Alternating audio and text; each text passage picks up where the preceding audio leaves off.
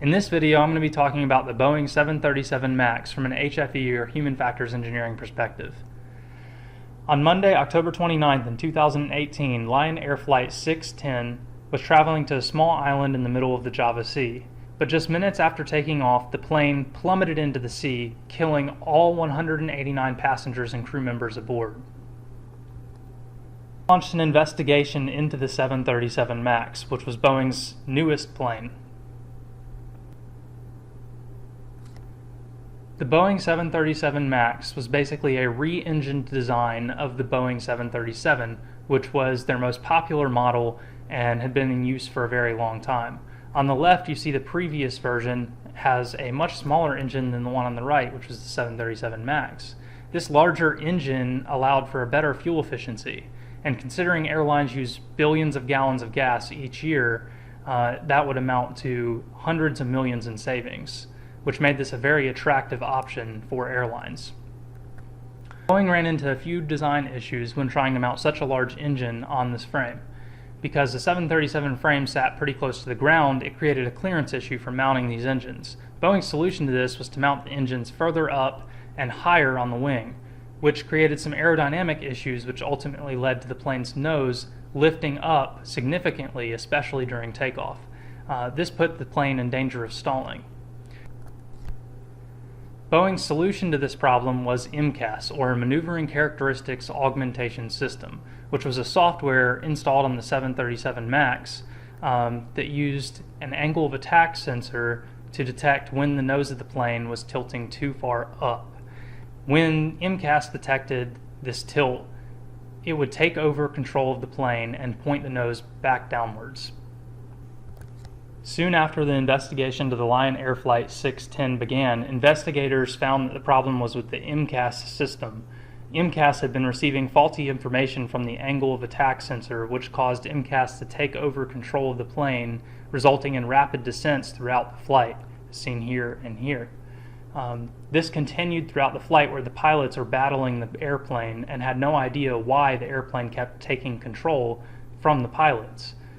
This happened all the way until the plane finally nosedived straight into the ocean. Soon after Lion Air Flight 610, Ethiopian Airlines 302 on March 10, 2019, just 6 minutes after takeoff, crashed into a nearby village, killing 157 passengers and crew members.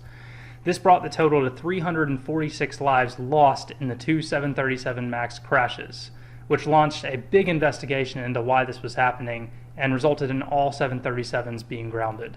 It was clear from the flight data that the same issue had taken place on the 302 flight. The constant change in altitude was an indicator that the pilots were in this constant tug-of-war battle against MCAS. It was this battle where MCAS was constantly getting faulty information and sending the plane into the nosedive, and pilots were constantly trying to battle it to pull it back up. So how could this have happened? How could we have let this happen? I'm going to now look at this through a human factors perspective using HFACS, which is a framework developed for understanding these kinds of accidents.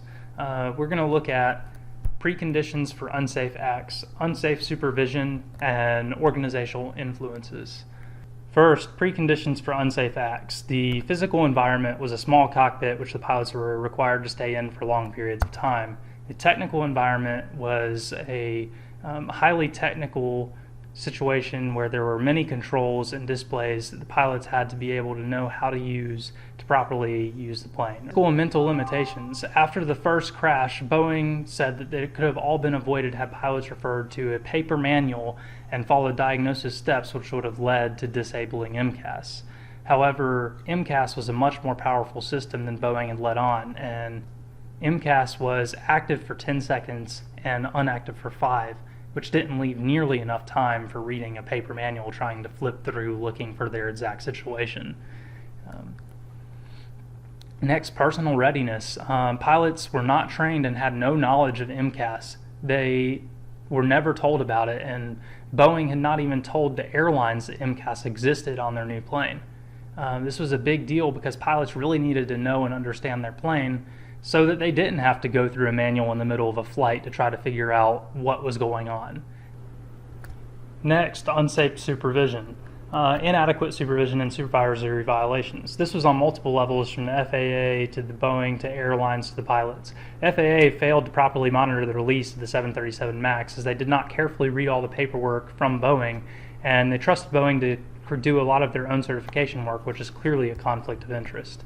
Next, planned inappropriate operations. So Boeing knowingly created unethical solutions to increase profits. They seem to have purposely misinformed the FAA about MCAS, because on paper MCAS was a lot less powerful than it was in reality. They also did not inform the airlines about MCAS at all, so the airlines had no way of informing pilots that MCAS even existed. They also knowingly used a one-sensor system as a loophole, because had they used two sensors as a redundancy for the MCAS system, pilots would have been required by the FAA laws to complete extra pilot training, which Boeing knew this, and that's why they purposely designed the system to work off of one sensor. Next, failed to correct a known problem. So after the first crash, Boeing did not take appropriate action or responsibility. They just chalked it up to pilot error and referred to an unrealistic existing manual, which pilots could definitely not have used well.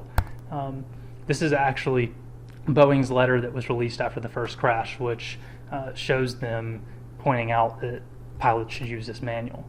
Next, the FAA didn't respond appropriately. They should have launched a deep investigation into the 737 MAX, especially after the first crash, considering that MCAS was clearly more powerful system than Boeing had let on. And by the FAA's own guidelines and regulations, a system with this much control over an aircraft had to have more than one redundancy.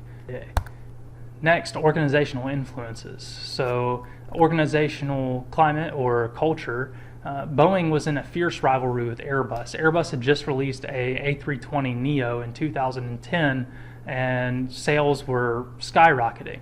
The Airbus A320neo is 6% more efficient than the 737NG, which was Boeing's current model. This meant that airlines were snatching them up and taking business away from Boeing. So Boeing needed to respond quickly in order to keep profits up. Boeing had their priorities set on profits as opposed to safety. Boeing was also pressured to produce as they promised because they sold 200 billion 737 MAXs before the first prototype even took to the air. This put a lot of pressure on them to get the 737 out. Next, resource management. The FAA didn't have enough resources to conduct their own certification of the 737 MAX, so they had to work very closely with Boeing to help certify their own product. And it's still under investigation. Next, organizational process. So this has to do with the organizational process. How can the FAA be allowed to use Boeing to certify their own plane, considering it would be a conflict of interest? In conclusion, many things led to the unfortunate events, and 346 people lost their lives. The investigation is ongoing and more information is continuously unfolding.